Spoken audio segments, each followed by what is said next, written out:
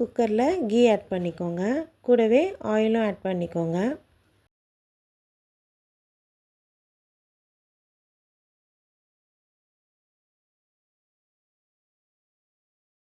ஆயிலும் கீயும் ஹீட் ஆனதுக்கப்புறம் பிரியாணி இலை, பட்டை, கிராம்பு, ஏலக்காய், கல்பாசி எல்லாமே ஆட் பண்ணி நல்லா வதக்கி விட்டுருங்க.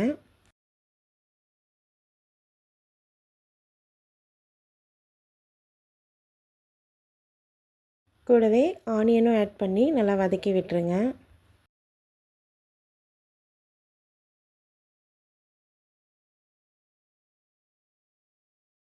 ஆனியன் நல்லா வதங்கினதுக்கப்புறம் இஞ்சி பூண்டு பேஸ்ட்டையும் ஆட் பண்ணி அதையுமே நல்லா வதக்கி விட்டுருங்க.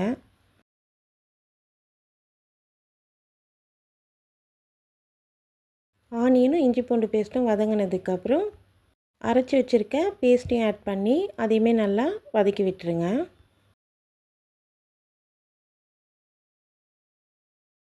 நெக்ஸ்ட்டு தக்காளி ஆட் பண்ணிக்கோங்க.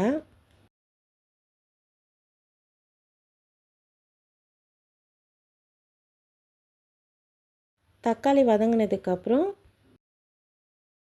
தயிர் ஆட் பண்ணிக்கோங்க. கூடவே மஞ்சத்தூள், மிளகாத்தூள், தேவையான அளவுக்கு சால்ட்டும் ஆட் பண்ணி நல்லா மிக்ஸ் பண்ணி விட்டுருங்க.